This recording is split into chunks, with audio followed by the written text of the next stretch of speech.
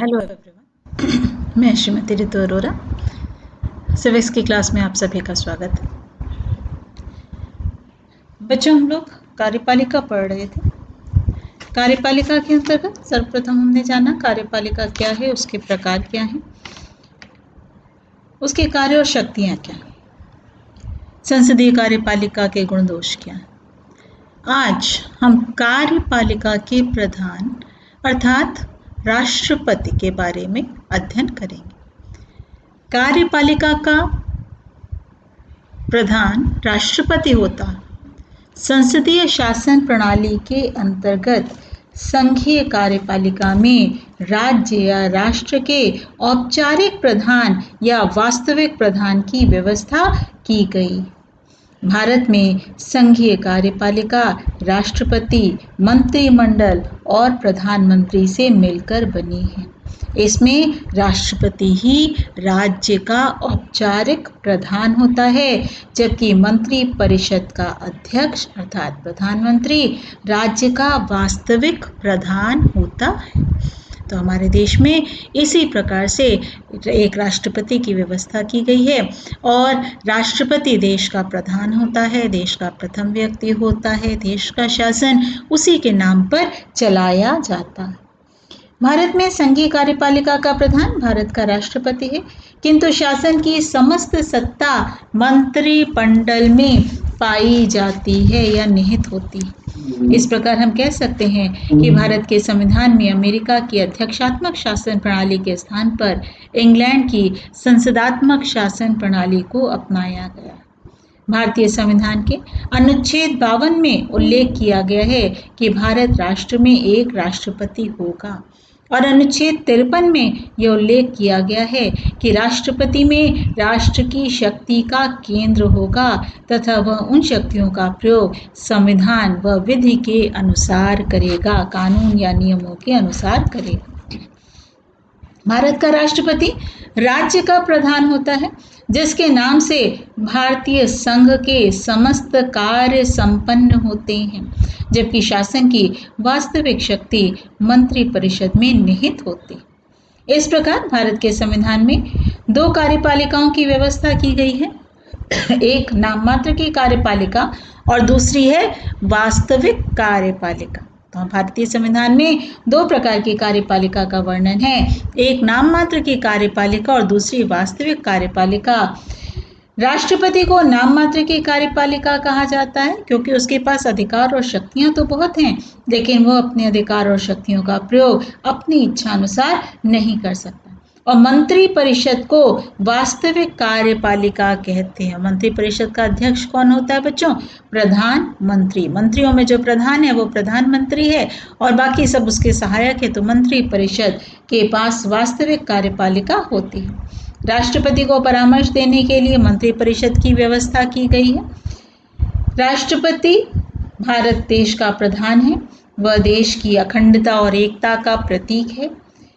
भारतीय संविधान के अनुच्छेद 53(1) के अनुसार संघ की कार्यपालिका शक्ति राष्ट्रपति में निहित होगी। वह उनका प्रयोग संविधान के अनुसार स्वयं या अपने अधीनस्थ अधिकारियों द्वारा करेगा। संघ की कार्यपालिका, संघ मतलब बच्चों 28 राज्यों का भारत एक संघ है, एक समूह है, इसलिए भारतीय जो शासन व्यवस्था है इसे संघीय व्यवस्था भी कहते हैं, क्योंकि अलग अलग राज्यों के लिए एक एक सरकार है और उन सभी को एक सूत्र में पिरोने के लिए एक केंद्र सरकार पाई जाती है।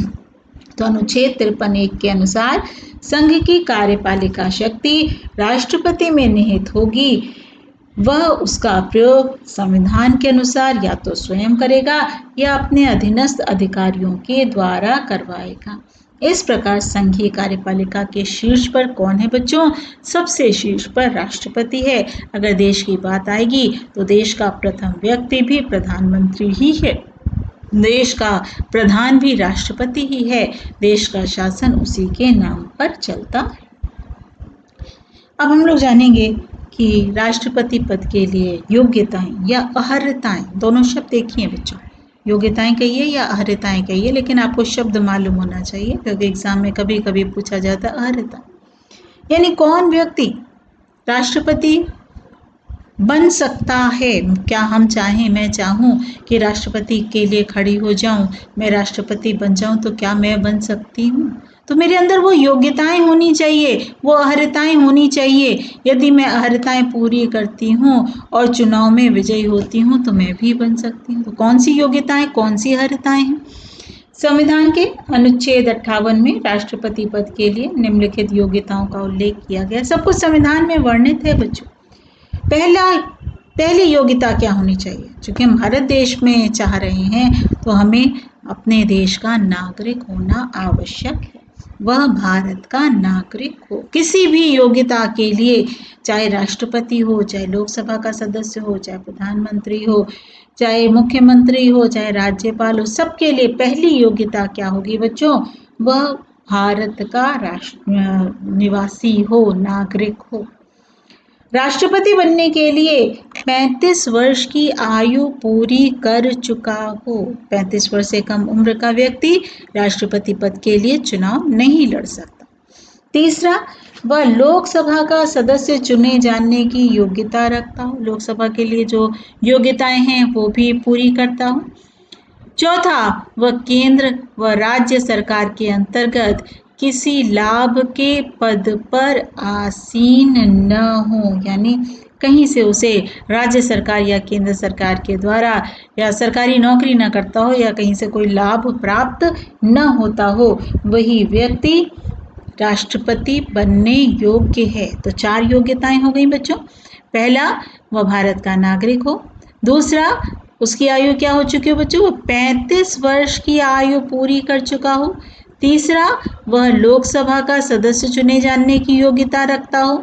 और चौथा, वह केंद्र या राज्य सरकार के अंतर्गत किसी लाभ के पद पर आसीन न हो। अब हम लोग जानेंगे कि राष्ट्रपति का निर्वाचन किस प्रकार होता है। इसको जानने से पहले बच्चों, क्या आप बता सकते हैं वर्तमान समय में हमारे देश के राष्ट्रपति कौन हैं? वर्तमान समय में हमारे देश के राष्ट्रपति हैं श्री रामनाथ कोविंद जी। चलिए, ये निर्वाचन पढ़ने के बाद मैं आपको बताऊंगी कि पहले राष्ट्रपति कौन थे, आज तक कितने राष्ट्रपति हो चुके हैं, इसके बारे में मैं बताती हूँ अभी आपको। भारत के राष्ट्रपति का निर्वाचन। भारत के राष्ट्रपति का निर्वाचन अप्रत्यक्ष रीति से होता है। अप्रत्यक्ष मतलब जैसे जनता चुनाव करती है, ऐसे जनता सीधे राष्ट्रपति के चुनाव में भाग नहीं लेती, बल्कि हम जिनको चुनते हैं वो राष्ट्रपति को चुनते हैं। तो इसलिए हम इन्वॉल्व तो हैं, लेकिन प्रत्यक्ष रूप से नहीं, बल्कि अप्रत्यक्ष रूप से। तो भारत के राष्ट्रपति का निर्वाचन अप्रत्यक्ष रीति से होता है। उसके निर्वाचन के लिए एक निर्वाचक मंडल बनाया जाता है, जिसमें संसद के निर्वाचित सदस्य, राज्य की विधान सभाओं के निर्वाचित सदस्य होते हैं। यह निर्वाचन आनुपातिक प्रतिनिधित्व प्रणाली की एकल संक्रमणीय मत प्रणाली द्वारा गुप्त मतदान की रीति से होता है। 3 बातें कही बच्चों। पहला, अनुपातिक प्रतिनिधित्व प्रणाली। अनुपात के आधार पर जिस राज्य में जितनी ज़्यादा जनसंख्या है उस राज्य से उतने ज़्यादा सदस्य लिए जाएंगे। एकल संक्रमणीय मत, यानी एक व्यक्ति एक ही मत दे सकता है। और गुप्त मतदान, यानी बताया नहीं जाएगा कि आपने किसको मत दिया है, उस पर उसको गुप्त रखा जाएगा।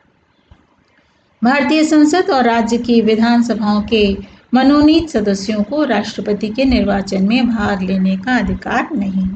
राष्ट्रपति के निर्वाचन के संबंध में 2 तथ्य विशेष रूप से उल्लेखनीय हैं। पहला, राष्ट्रपति के निर्वाचन में राज्य के प्रतिनिधित्व में एकरूपता होती है। और दूसरा है, केंद्र और राज्यों के प्रतिनिधियों के संबंध में समान स्थिति को बनाए रखने का प्रयास किया जाता है। इस प्रकार राष्ट्रपति के निर्वाचन का परिणाम मतों की साधारण गणना से निर्धारित न होकर के एक प्रकार से मतों के मूल्य के आधार पर निर्धारित होता है। यानी सामान्यतः एक व्यक्ति एक वोट दे रहा है, तो इस आधार पर राष्ट्रपति का निर्वाचन नहीं होता। राष्ट्रपति के निर्वाचन के लिए निर्वाचक मंडल के सदस्य किस प्रकार और कितने मत देंगे, इसके लिए व्यवस्था को अपनाया गया है। संसद के सदस्यों के मत और राज्य की विधानसभाओं के कुल सदस्यों के मतों में समानता स्थापित करने के लिए संविधान बनाने वालों ने एक अनोखा तरीका अपनाया। उन्होंने क्या कहा कि भारत संघ में सम्मिलित राज्यों की जनसंख्या और उसकी विधानसभाओं के सदस्यों की संख्या एक समान नहीं है और इन दोनों का अनुपात भी एक ही पूर्ण समान नहीं है। अतः इस बात को ध्यान में रख करके संविधान बनाने वालों ने प्रत्येक राज्य को समान प्रतिनिधित्व देने के लिए कुछ व्यवस्था की।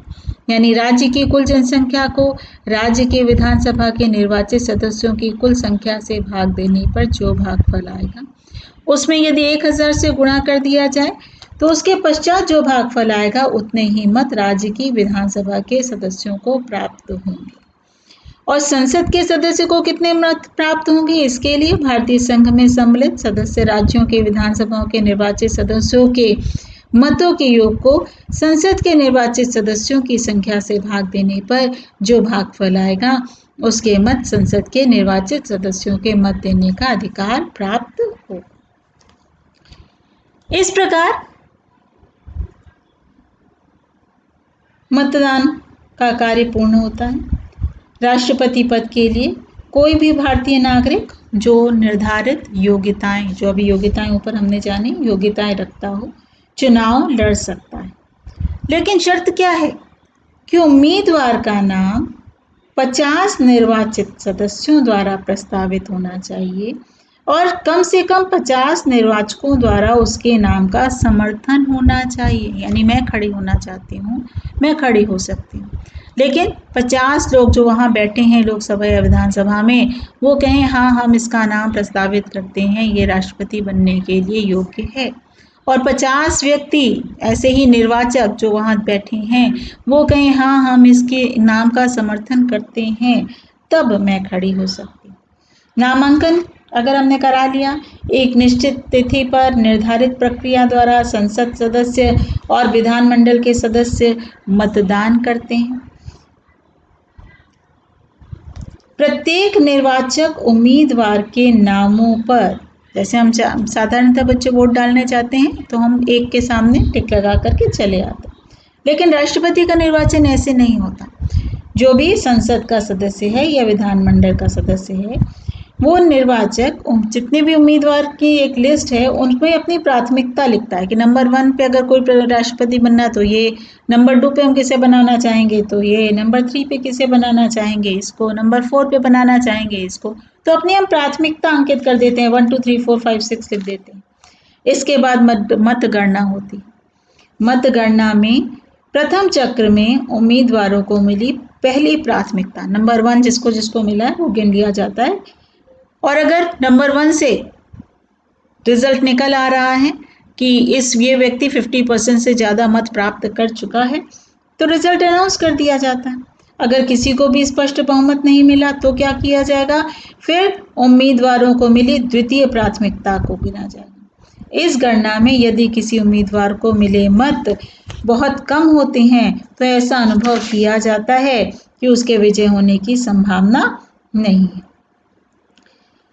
तो उस स्थिति में उसके मतों को अन्य उम्मीदवारों के लिए हस्तांतरित कर दिया जाता है। इस प्रकार जब कोई व्यक्ति किसी उम्मीदवार को निर्धारित कोटे से ज़्यादा मत मिल जाते हैं तो उसे विजयी घोषित कर लिया जाता है। राष्ट्रपति के निर्वाचन की व्यवस्था व संचालन कौन करता है बच्चों?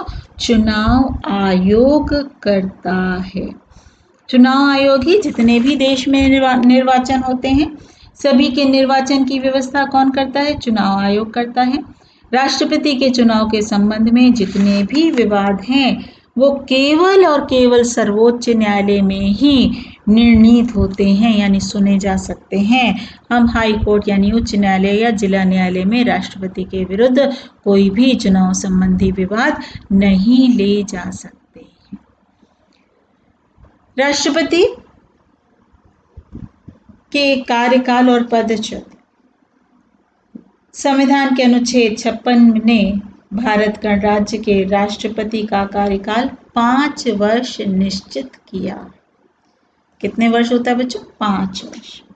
वह पद ग्रहण करने की तिथि से 5 वर्ष तक अपने पद पर आसीन रहेगा। 5 वर्ष के उपरांत राष्ट्रपति का पुनः निर्वाचन होगा। किन्हीं असामान्य परिस्थितियों के कारण यदि निर्वाचन में विलंब होता है तो यह कार्यकाल नए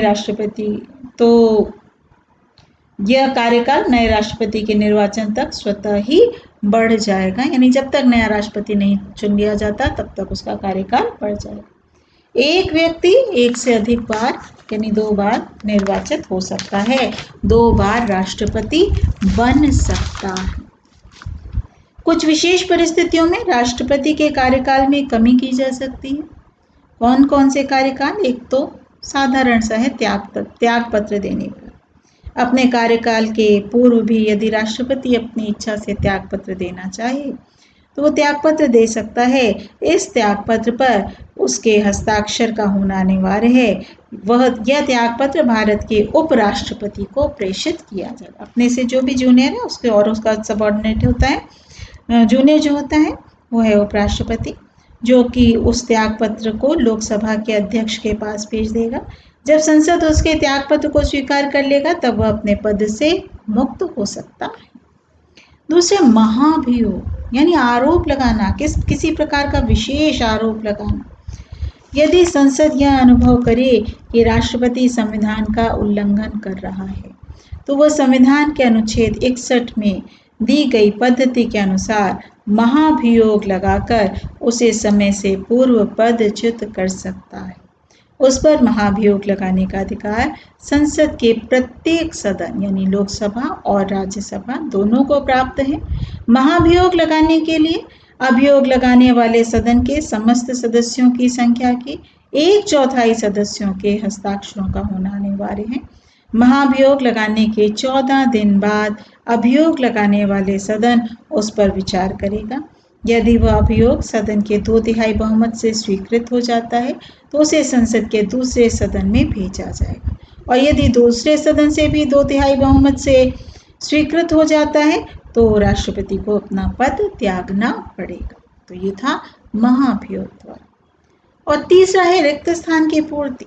यदि राष्ट्रपति के त्याग पत्र देने या महाभियोग स्वीकृत हो जाने या आकस्मिक मृत्यु हो जाने पर राष्ट्रपति का पद रिक्त है तो क्या किया जाएगा बच्चों? तो ऐसे समय में रिक्त पद की पूर्ति किसके द्वारा की जाती है? उपराष्ट्रपति के द्वारा, जिसे हम कहते हैं कार्यवाहक राष्ट्रपति। इस समय की यह पूर्ति मात्र 6 माह के लिए होगी। इसके उपरांत नए राष्ट्रपति का निर्वाचन किया जाएगा।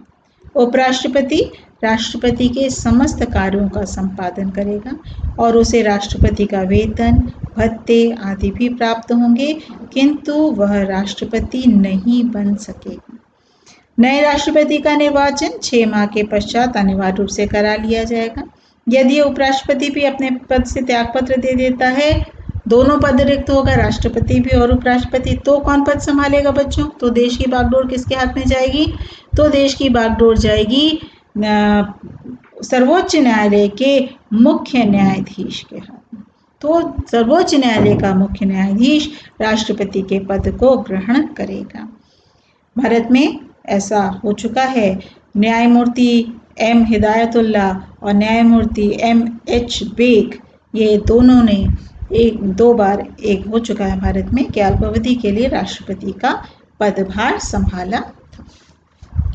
तो ये तो हो गए उनके कार्य और पद। जो अभी मैंने आपसे बताया था बच्चों कि मैं बताऊंगी देश के पहले राष्ट्रपति।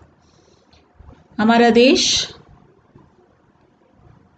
कब गणतंत्र हुआ था बच्चों? ये मैंने अपने पहले लेक्चर में भी आपको बताया था। 26 जनवरी 1950 को हमारा देश गणतंत्र हुआ था। तब देश के पहले राष्ट्रपति नियुक्त हुए थे और वो थे डॉक्टर राजेंद्र प्रसाद। उसके पश्चात डॉक्टर सर्वपल्ली राधाकृष्णन, तीसरे नंबर पर आए डॉक्टर जाकिर हुसैन, फिर वराहगिरी वेंकट गिरी, फिर न्यायमूर्ति मोहम्मद हिदायत उल्ला। अभी मैंने इनके बारे में आपको बताया कि ये कार्यवाहक के रूप में आए थे। फिर वराहगिरी वेंकट गिरी फिर से आए, फिर फखरुद्दीन अली अहमद, GD जत्ती, ये भी कार्यवाहक के रूप में, इनके बारे में भी मैंने अभी आपने बताया, BD जत्ती ने कार्यवाहक के रूप में कार्य ग्रहण किया था। नीलम Sanjiva Reddy, Giani Zail Singh, R Venkataraman, doctor Shankar Dayal Sharma, KR Narayanan, doctor APJ Abdul Kalam, Shrimati Pratibha Devi Singh Patil, Shri Pranab Mukherjee और वर्तमान में हैं श्री रामनाथ कोविंद। भारत के राष्ट्रपति को प्रतिमाह 5 लाख रुपए वेतन के रूप में मिलते हैं। भारत के प्रथम राष्ट्रपति अभी मैंने बताया डॉक्टर राजेंद्र प्रसाद थे और लगातार 2 बार निर्वाचित हुए थे। डॉक्टर S राधाकृष्णन लगातार 2 बार उपराष्ट्रपति हुए थे। जब राष्ट्रपति डॉक्टर राजेंद्र प्रसाद थे तो उपराष्ट्रपति थे डॉक्टर राधाकृष्णन, और उसके बाद वो एक बार राष्ट्रपति भी हुए। कौन? डॉक्टर S राधाकृष्णन, जिनके नाम पर टीचर्स डे मनाया जाता है। केवल VV गिरी के निर्वाचन के समय दूसरे चक्र की मतगणना करनी पड़ी। अभी मैंने बताया था पहले चक्र की मतगणना होती है, अगर उसमें स्पष्ट बहुमत नहीं मिलता तभी द्वितीय चक्र की मतगणना होती है। तो केवल एक बार भारत में अभी तक द्वितीय चक्र की मतगणना हुई है। कब? जब श्री VV गिरी भारत के राष्ट्रपति चुने गए हैं। उसके पहले बाद में कभी भी दोबारा गणना नहीं करनी पड़ी। श्री VV गिरी ही ऐसे राष्ट्रपति निर्वाचित हुए थे जिन्होंने कांग्रेस का स्पष्ट बहुमत होते हुए भी निर्दलीय उम्मीदवार के रूप में चुनाव में सफलता प्राप्त की थी। केवल नीलम संजीवा रेड्डी ऐसे राष्ट्रपति हुए जो एक बार चुनाव में पराजित हुए और बाद में निर्विरोध चुने भी गए। Doctor Rajendra Prasad, Fakhruddin Ali Ahmed, Neelam Sanjiva Reddy, Giani Zail Singh, doctor APJ Abdul Kalam, Pratibha Patil और प्रणब मुखर्जी को छोड़ करके अन्य सभी राष्ट्रपति पूर्व में उपराष्ट्रपति के पद पर रहे। ये लोग नहीं रहे थे। श्री KR नारायणन भारत के ऐसे पहले राष्ट्रपति हुए जो दलित वर्ग के थे। और बच्चों, डॉक्टर APJ अब्दुल कलाम का नाम तो सभी जानते हैं। वो भारत के पहले ऐसे राष्ट्रपति हुए जो वैज्ञानिक थे और अविवाहित भी थे। और एक महिला राष्ट्रपति के रूप में हमारे देश में श्रीमती प्रतिभा पाटिल जी ये पहली महिला राष्ट्रपति बनी। और वर्तमान में बच्चों कौन है हमारे देश के राष्ट्रपति? श्री रामनाथ कोविंद जी। ये 25 जुलाई 2017 से अपने पद पर कार्यरत हैं, यानी 2022 तक ये अपने पद पर रहेंगे और पुनः राष्ट्रपति का निर्वाचन होगा। तो आज हम लोगों ने बच्चों राष्ट्रपति की कौन बन सकता है, क्या योग्यताएं होनी चाहिए, निर्वाचन किस प्रकार होता है, मतगणना कैसे होती है, कार्यकाल क्या है, पदच्युति कैसे है, ये जाना। अगले लेक्चर में हम लोग सबसे महत्वपूर्ण इस राष्ट्रपति की शक्ति और स्थिति ये जानेंगे। इस पर विस्तृत प्रश्न बनता है बच्चों। राष्ट्रपति पद के लिए आवश्यक योग्यताएं स्पष्ट करते हुए उसके कार्य और शक्तियों का वर्णन कीजिए। वो हम लोग नेक्स्ट टर्न पे जब पढ़ेंगे तब लिखेंगे। आज जितना पढ़ाया उससे संबंधित महत्वपूर्ण प्रश्न। पहला, संसदीय व्यवस्था में सरकार का प्रधान कौन होता है? कौन होता है बच्चों? राष्ट्रपति। भारत के राष्ट्रपति का कार्यकाल कितने वर्ष का है? 5 वर्ष। भारत के राष्ट्रपति पद के लिए आवश्यक योग्यताएं बताइए। ये मैंने आपको बताई भी 4 योग्यताएं हैं, वो आपको लिखनी पड़ेंगी। भारत के प्रथम व वर्तमान राष्ट्रपति का नाम बताइए। प्रथम राष्ट्रपति थे बच्चों डॉक्टर राजेंद्र प्रसाद और वर्तमान राष्ट्रपति हैं डॉक्टर कौन है बच्चों? श्री रामनाथ कोविंद जी। और देश की पहली महिला राष्ट्रपति कौन थी? श्रीमती प्रतिभा पाटिल जी देश की पहली महिला राष्ट्रपति थी। तो बच्चों आज के लिए इतना ही। नेक्स्ट टर्न पे नेक्स्ट लेक्चर के साथ हम लोग फिर मिलेंगे। Thank you.